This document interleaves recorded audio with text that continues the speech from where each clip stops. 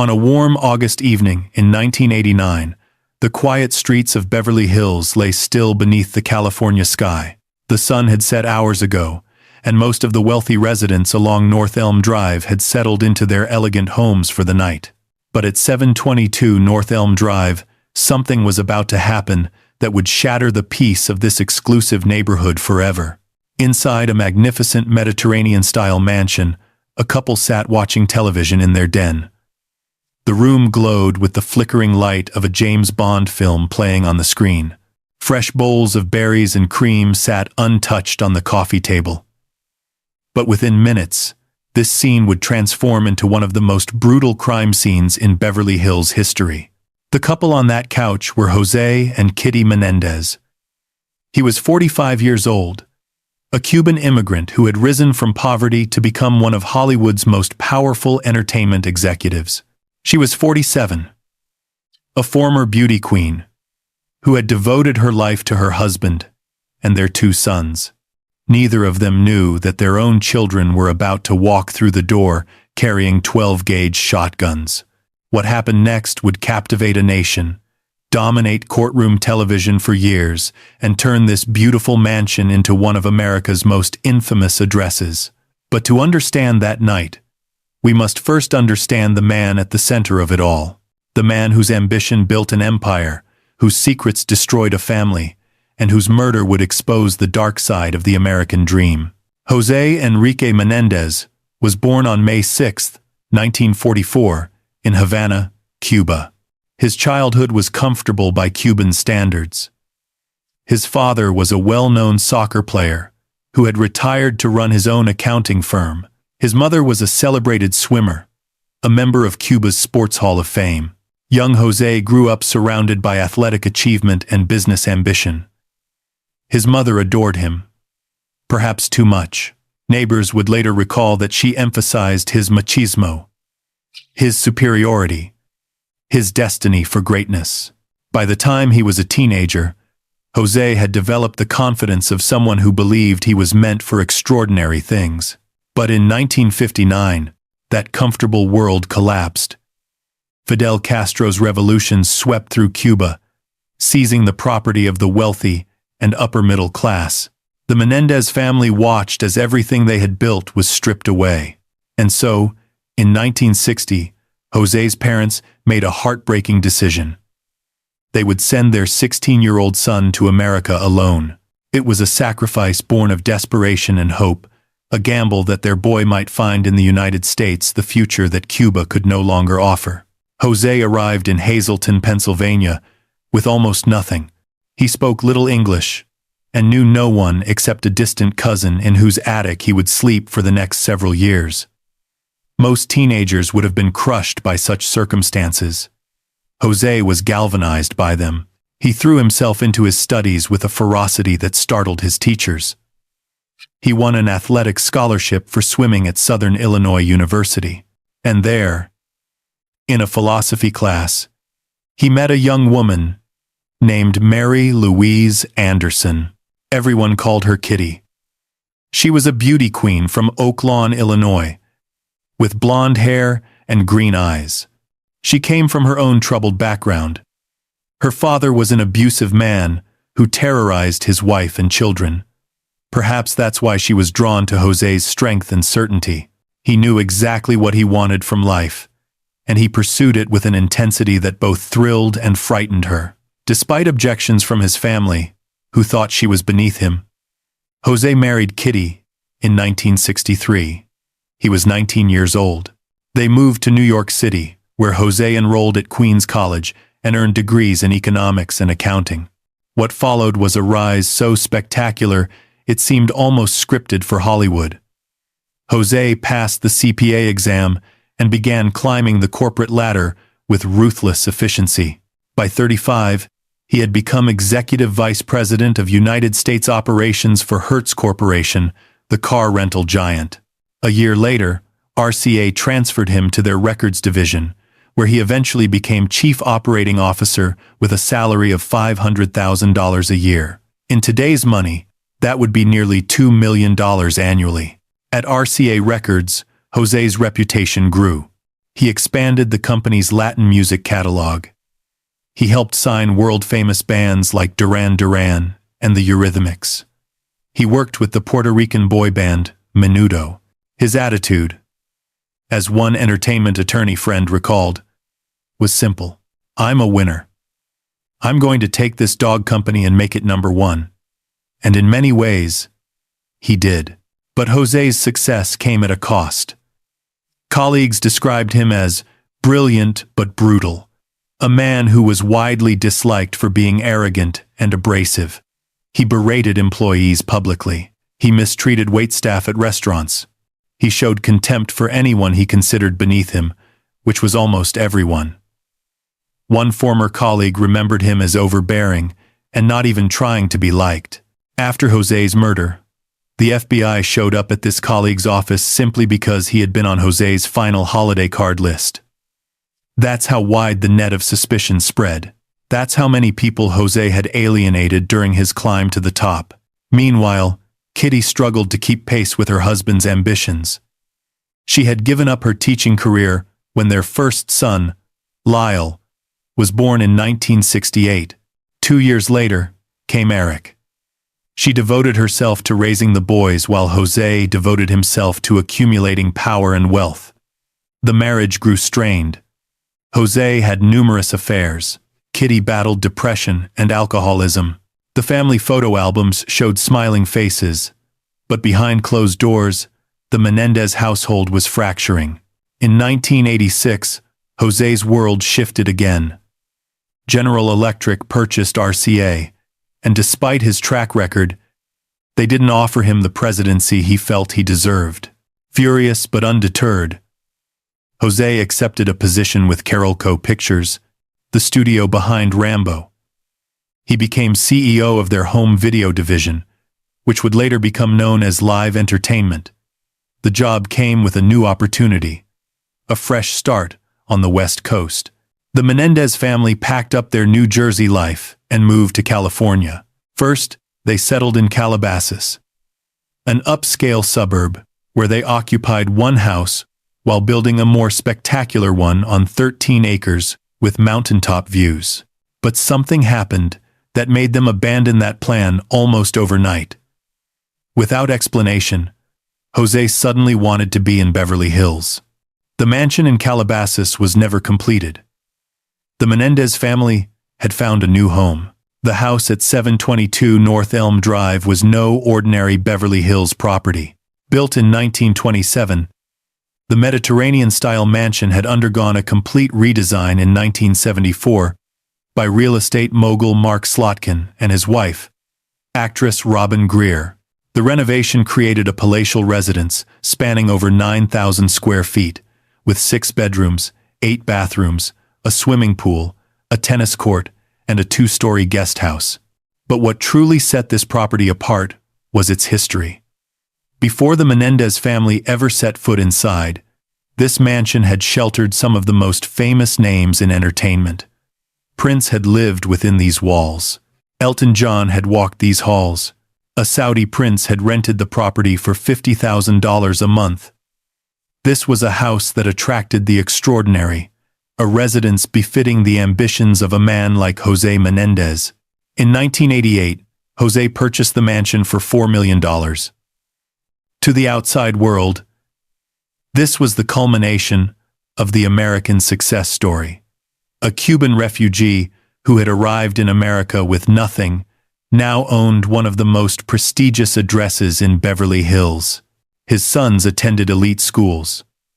His company was turning massive profits. The Menendez name meant something. The mansion itself seemed to embody everything José had worked for.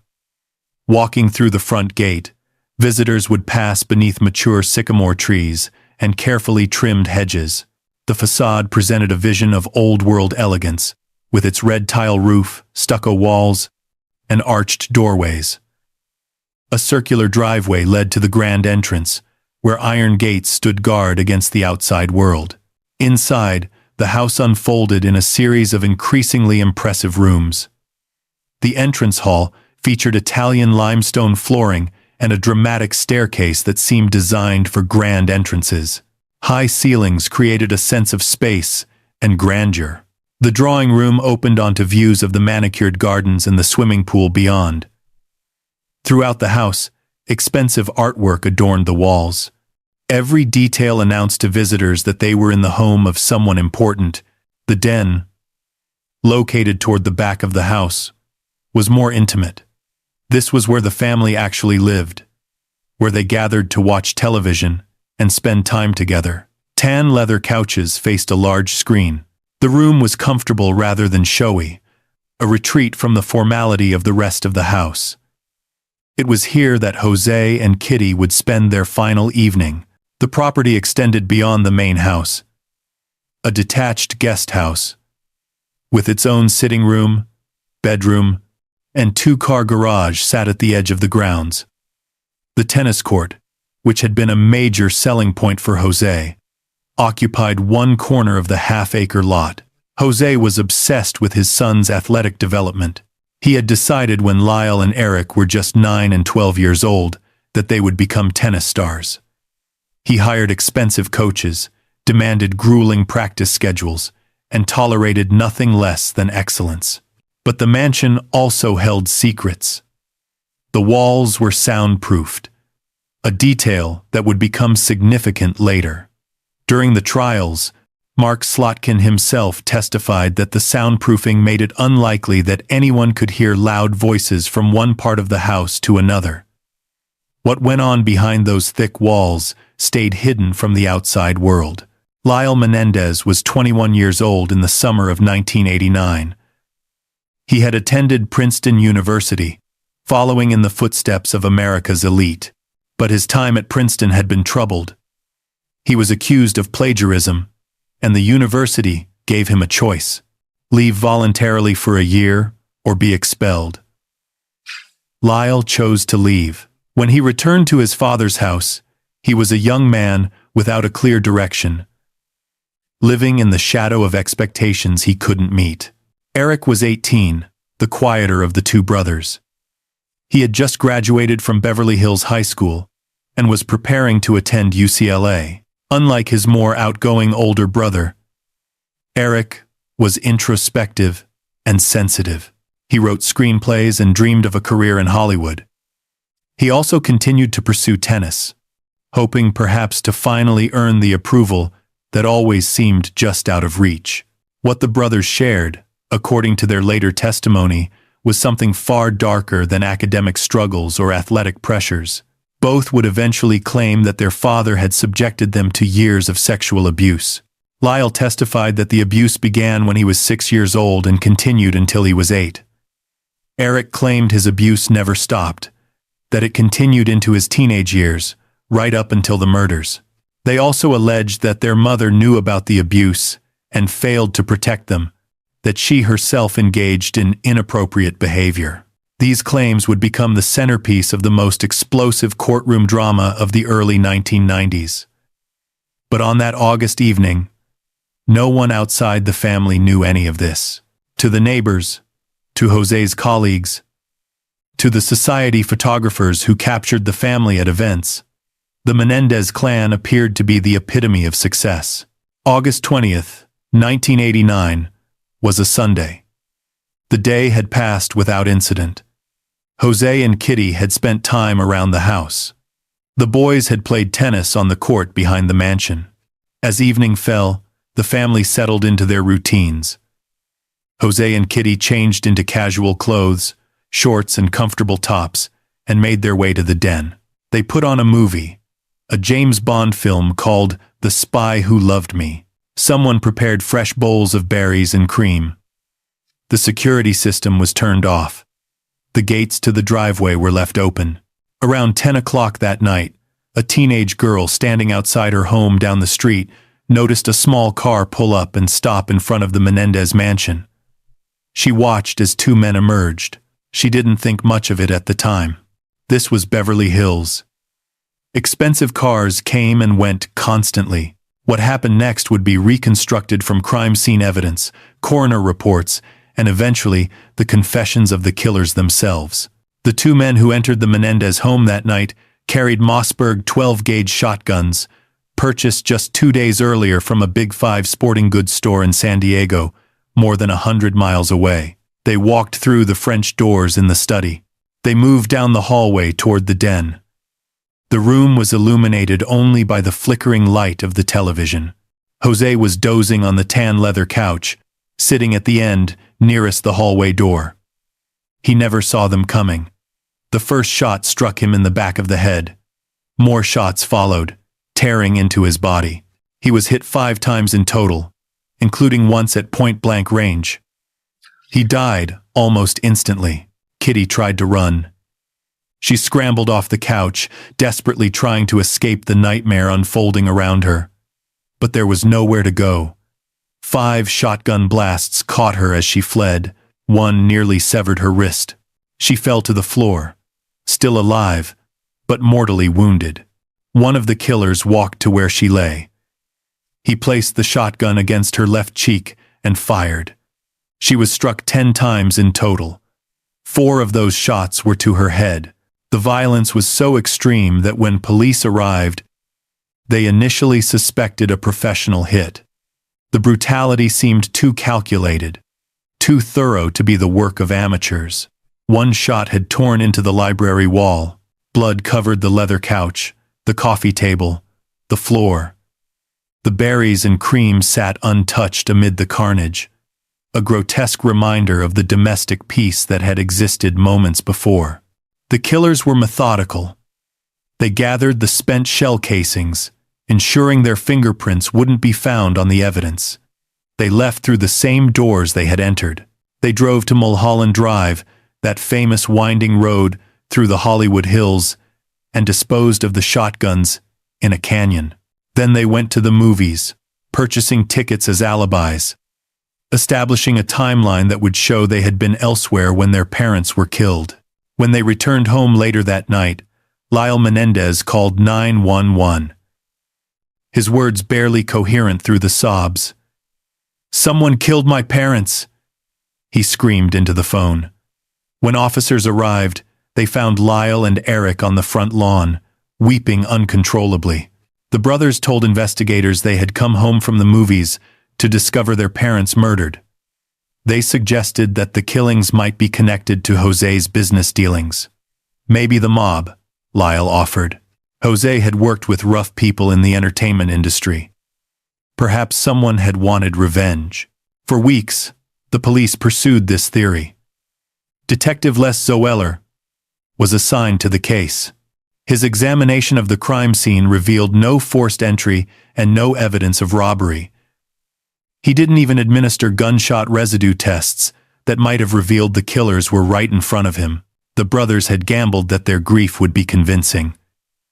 But if the investigation failed to immediately identify the killers themselves were about to make a series of mistakes that would ultimately seal their fate. The mistakes began almost immediately, before their parents were even buried, before the shock had time to settle, before anyone could reasonably expect them to focus on anything but grief. Lyle and Eric Menendez began spending money, and they spent it in ways that would soon attract exactly the kind of attention they could least afford. 4 days after the murders, on August 24th, the brothers walked into a Beverly Hills jewelry store owned by Fred Heyman. They spent $15,000 on 3 Rolex watches and several money clips. The saleswoman, Mary Ellen Mahar, would later testify that the brothers didn't seem to be hiding anything. They acted like young men who had just come into money and wanted the world to know it. The next day was their parents' funeral. A traditional church service was held at the University Chapel in Princeton. Lyle spoke for 30 minutes, describing how much Jose and Kitty had meant to him. Eric was too upset to speak, but on the limousine ride home from the service, Lyle showed off his new leather loafers to his father's secretary, Marzi Eisenberg. He quipped, "Hey Marzi, who said I couldn't fill my father's shoes?" Then he wondered aloud how he might get tickets to the U.S. Open. The spending accelerated from there. Lyle purchased a gunmetal gray Porsche 911 Carrera for $64,000 to replace the red Alfa Romeo his parents had given him. Eric traded his Ford Escort for a Jeep Wrangler. The brothers moved out of the Beverly Hills mansion and into a series of expensive hotels before eventually leasing luxury condominiums on the water in Marina del Rey. The adjoining apartments gave them ample room for the parties and movie nights they began hosting for friends. Eric decided to forego UCLA. Instead, he hired a tennis coach for $60,000 a year, determined to pursue a professional tennis career. He practiced up to 10 hours a day. He flew to the Middle East to compete in tournaments. He lost thousands of dollars gambling. He invested $40,000 in a rock concert at the Palladium that turned out to be a scam, losing every penny. Lyle returned to Princeton, but not to attend classes. He rented an office for $3,000 a month in a Princeton shopping mall and established something called Menendez Investment Enterprises. He made his friends officers of the company. He furnished the office with expensive furniture. He never actually used it for anything. He also hired a team of bodyguards to accompany him on shopping excursions. These bodyguards later testified that Lyle had a habit of leaping from his limousine before it had fully stopped, eager to begin another spending spree. On one occasion, they watched him spend $24,000 on stereo equipment. Lyle's longtime dream was to own a restaurant. He tried to buy Teresa's Pizza, a takeout spot across from Princeton's front gate, but he offended the owner, and the deal fell through. Undeterred, he found another target. Chuck's Spring Street Cafe was a popular student restaurant in Princeton. Lyle put down a $300,000 deposit on the $550,000 purchase price. He renamed it Mr. Buffalo's after its spicy wings.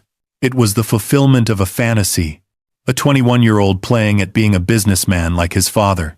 By October of 1989, just 2 months after the murders, Lyle had charged more than $90,000 to Jose's American Express card.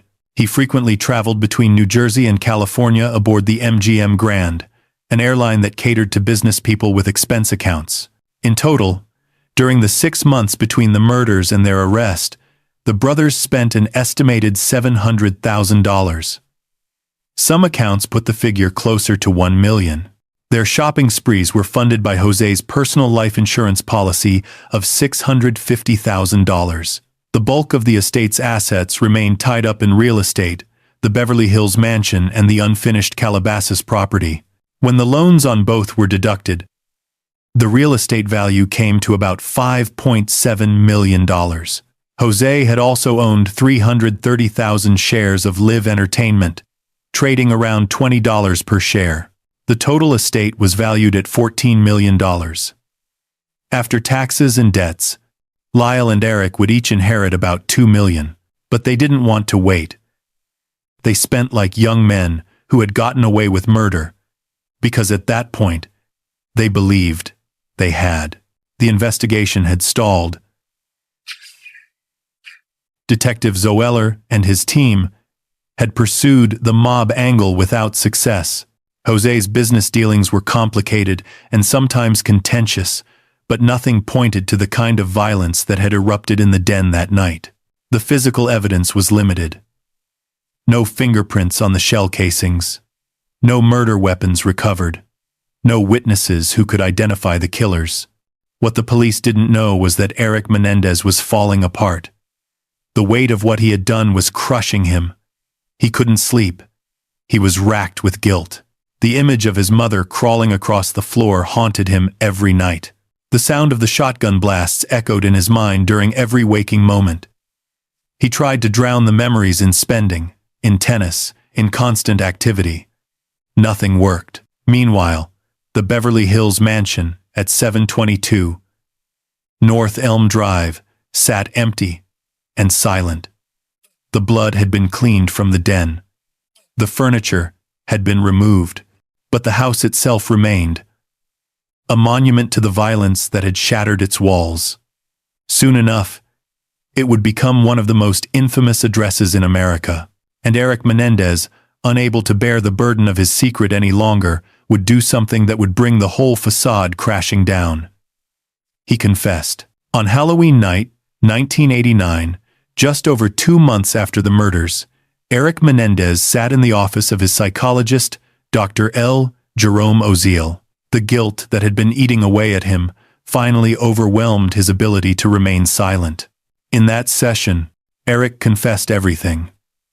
He told Oziel that he and Lyle had killed their parents.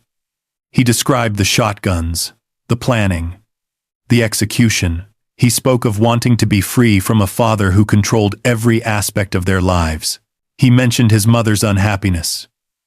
The words poured out like water from a broken dam.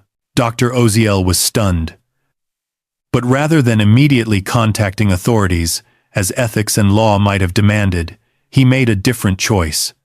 He began secretly recording his sessions with Eric. Some accounts suggest he was trying to protect himself, aware that he now possessed dangerous knowledge about 2 young men who had already proven capable of extreme violence. Others suggest darker motivations. Whatever his reasons, those recordings would eventually become the key that unlocked the entire case. When Lyle discovered that Eric had confessed to their therapist, he was furious. According to later testimony, Lyle confronted Oziel and made threats. The brothers discussed whether they needed to kill Oziel too, to eliminate this new witness to their crime. But they hesitated. And that hesitation cost them everything. Dr. Oziel had a mistress named Judalon Smythe. She knew about the recordings. She knew what they contained. And in March of 1990, after Oziel ended their affair, Smythe went to the police. Hell hath no fury like a woman scorned, and Judalon Smythe's fury would send 2 brothers to prison for the rest of their lives. On March 8, 1990, Lyle Menendez was arrested on his way to lunch with friends. He was handcuffed in broad daylight. The image of privilege and entitlement suddenly transformed into something far more sinister. Eric was in Israel at the time, competing in a junior tennis tournament. When he learned of his brother's arrest, he knew it was over. 3 days later, he returned to Los Angeles and surrendered himself to authorities. The brothers were charged with 2 counts of first-degree murder, with special circumstances for lying in wait. The special circumstances meant they were eligible for the death penalty. If convicted, Lyle and Eric Menendez could be executed by the state of California for killing their own parents. What followed was one of the longest and most dramatic legal battles in American history. For 3 years, attorneys fought over the admissibility of Dr. Oziel's recordings. The defense argued that the tapes were protected by therapist-client confidentiality. The prosecution countered that the privilege didn't apply because the brothers had made threats against Oziel, transforming him from therapist into potential victim. The battle went all the way to the California Supreme Court, which ultimately ruled that the tapes could be played. On July 20, 1993, the first trial began. It would become a media sensation, unlike anything the country had seen before. Court TV, a new cable network dedicated to broadcasting legal proceedings, carried the trial live. Millions of Americans tuned in day after day, captivated by the drama unfolding in a Los Angeles courtroom. The trial of the Menendez brothers became appointment television, water cooler conversation, a national obsession. The brothers were tried together but with separate juries, one for each defendant. The prosecution's case was straightforward. Lyle and Eric Menendez had killed their parents for money. They had purchased the shotguns 2 days before the murders. They had driven 100 miles to San Diego to buy them, ensuring they wouldn't be recognized. They had picked up the shell casings to hide their fingerprints. They had created alibis by going to the movies afterward. And then they had spent their inheritance with reckless abandon, proving that greed had been their motive all along. But the defense had a different story to tell. And when the brothers took the stand, they told it with devastating emotional power. Lyle Menendez testified first. He described a childhood of terror and abuse. He said his father had begun sexually molesting him when he was just 6 years old. The abuse continued until he was 8, when it stopped without explanation. He described his mother's inappropriate behavior, her insistence on bathing him until he was 13, her failure to protect him from his father. He spoke of a household where perfection was demanded and failure was punished with cruelty. Eric's testimony was even more shattering. He claimed the sexual abuse he suffered at his father's hands never stopped. It continued into his teenage years, right up until the weeks before the murders. He described how, just 2 weeks before that August night, he had finally told Lyle the truth about what their father was still doing to him. Lyle was horrified. Confrontations followed. According to the brothers, their father threatened to kill them both if they ever revealed the family's secrets. The defense argued that the brothers had killed in self-defense. They believed their father would murder them to protect his reputation. They purchased the shotguns for protection. When the final confrontation came in the den that night, they acted out of fear for their lives. It wasn't murder, the defense claimed. It was survival. The courtroom became a theater of trauma. Cousin Diane van der Molen testified that during a visit in the mid-1970s, a young Lyle had confided that his father was sexually abusing him. She said she told Kitty about it, but Kitty sided with her husband and accused Lyle of lying. Other family members offered conflicting accounts. Some supported the brothers' claims, others vehemently denied that any abuse had occurred. The prosecution pushed back hard. They pointed out that neither brother had ever mentioned abuse to friends, girlfriends, or other family members before the murders. They highlighted the calculated nature of the crime. They noted that Lyle had tried to bribe his ex-girlfriend to lie on the witness stand and claim that Jose had made sexual advances toward her. When this scheme was discovered, Lyle admitted to it under questioning from his own lawyer, attempting to get ahead of the damaging revelation. Deputy District Attorney Pamela Bozinich argued that even if the abuse had occurred, it didn't justify murder. The brothers were adults. They could have left home. They could have reported their father to the police. Instead, they chose to execute their parents and then spend the inheritance. Whatever happened in that house, Bozinich insisted. This was premeditated murder, for financial gain. The trial stretched on for months. When deliberations finally began, they stretched on for weeks more. And then, something remarkable happened. Both juries deadlocked. Neither could reach a unanimous verdict. The jurors were divided over whether the brothers deserved conviction for first-degree murder or something less. Whether the abuse claims were credible, whether fear could justify the violence that had unfolded in that den. Mistrials were declared for both brothers. The prosecution announced it would retry the case. The second trial began in October of 1995, but this time, things were different. Judge Stanley Weisberg, who presided over both trials, was far more restrictive in what evidence and testimony he allowed. Much of the abuse evidence that had been presented in the first trial was limited or excluded. The cameras were also banned. The circus atmosphere of the first trial gave way to something more controlled, more focused on the facts of the crime itself. This time, there was only one jury for both brothers. And this time, the result was different. In March of 1996, Lyle and Eric Menendez were convicted on 2 counts of first-degree murder and conspiracy to commit murder. The jury rejected the abuse defense. They found that the brothers had planned and executed the killings with deliberation and premeditation. The special circumstances were also found true. The penalty phase followed. The prosecution sought the death penalty. The defense pleaded for mercy, arguing that whatever the brothers had done, they had suffered enough. In the end, the jury chose life in prison without the possibility of parole. Lyle and Eric Menendez would spend the rest of their lives behind bars. The brothers were separated and sent to different prisons. For more than 2 decades, they would not see each other face to face. Letters and occasional phone calls were their only connection.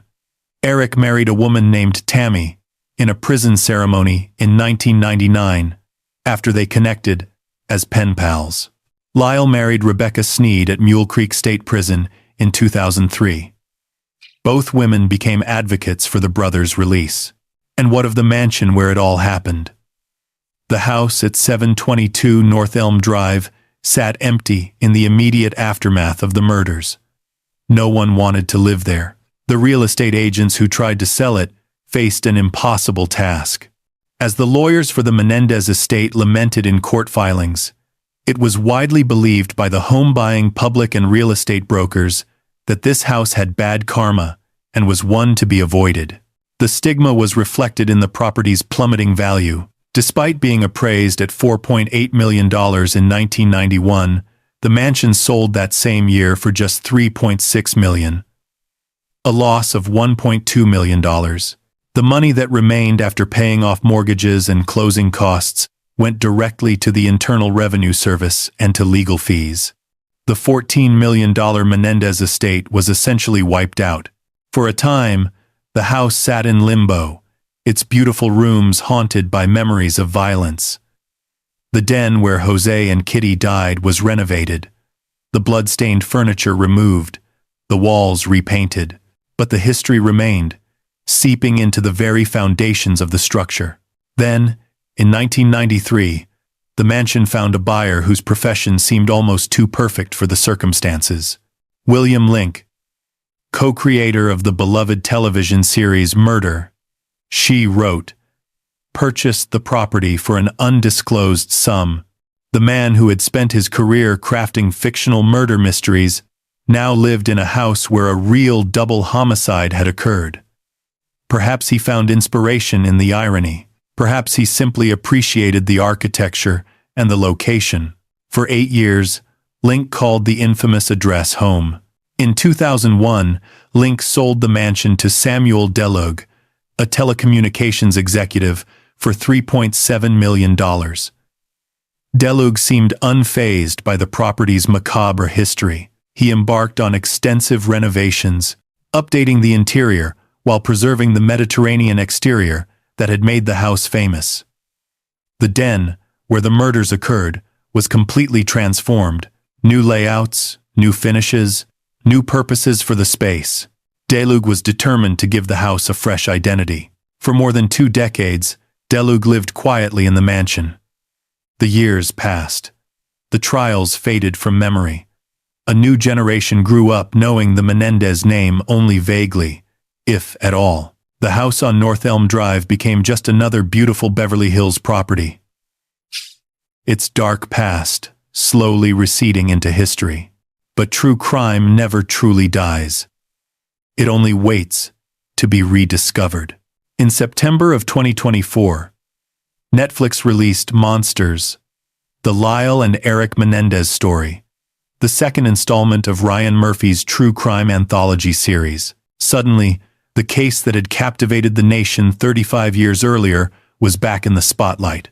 Millions of viewers watched the dramatized account of the murders, the trials, and the family's dark secrets. The Menendez brothers became trending topics on social media. A new generation discovered the story and formed passionate opinions about guilt, abuse, and justice. The mansion at 722 North Elm Drive became a tourist destination once again. Tour vans that had long included the property on their routes of infamous Los Angeles locations saw a surge in interest. Visitors from around the world made pilgrimages to the quiet Beverly Hills street, hoping to catch a glimpse of the house where it all happened. They stood on the sidewalk, took photographs, and tried to peer through the hedges at the facade that had appeared in so many news reports decades ago. By the time the Netflix series premiered, the mansion had already changed hands once more. In March of 2024, exactly 28 years after the brothers' conviction, the property sold for $17 million. The buyers were the Lahijani family, wealthy Iranian-American real estate investors known for acquiring and restoring historic Los Angeles properties. The timing of the sale, falling on the anniversary of the conviction, seemed almost scripted. The price represented a remarkable transformation, from $4 million in 1988 to $3.6 million in 1991 to $17 million in 2024. The house that nobody wanted had become one of the most valuable properties on the block. Its notoriety, once a liability, had become an asset. In the strange calculus of Los Angeles real estate, infamy had proven more valuable than anonymity. The new owners began renovations almost immediately. Construction barriers went up around the property. The steady stream of tourists found their views blocked by plastic sheets and chain-link fences. Neighbors, already frustrated by decades of curious visitors, hoped the renovations might finally bring some peace to North Elm Drive. But the attention only intensified. The Netflix series brought not just viewers, but advocates. A new movement emerged, calling for the brothers' release. Supporters argued that the abuse claims had never been properly considered, that society's understanding of male sexual abuse victims had evolved since the 1990s, that the brothers had served enough time. Petitions circulated, celebrities voiced support. The hashtag Free the Menendez Brothers trended repeatedly. Then came news that shocked everyone.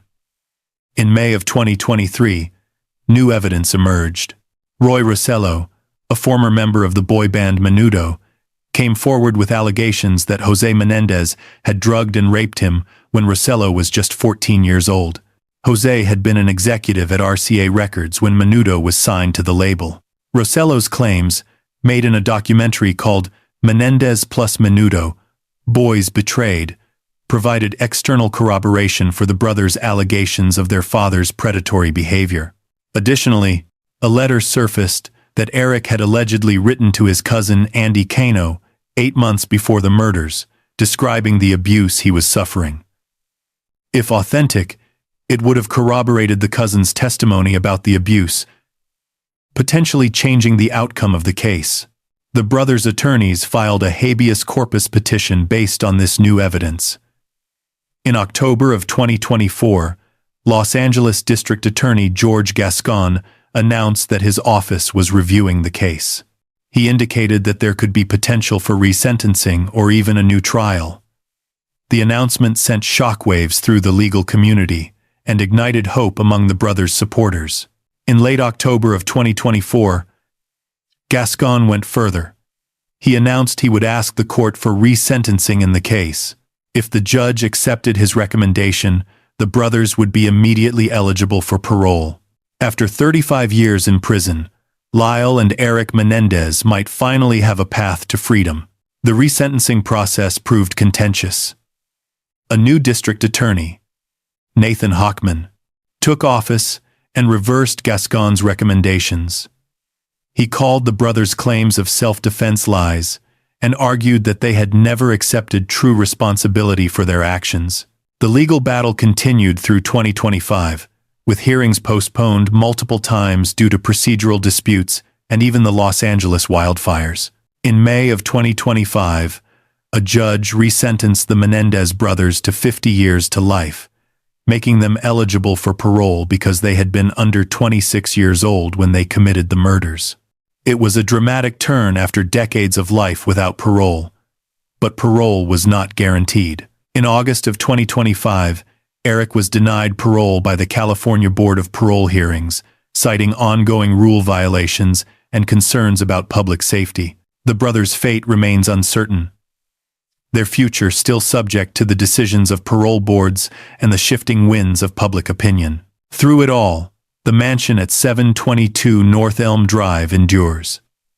The Mediterranean-style villa that has witnessed so much history still stands on its quiet Beverly Hills street. The red tile roof still catches the California sunlight. The hedges still shield the property from prying eyes. The swimming pool still sparkles in the backyard. The tennis court where two brothers once practiced under their father's demanding gaze still occupies its corner of the half-acre lot. The den where Jose and Kitty Menendez spent their final moments has been renovated beyond recognition. No trace of that August night remains in the physical structure. The blood is long gone. The furniture has been replaced many times over.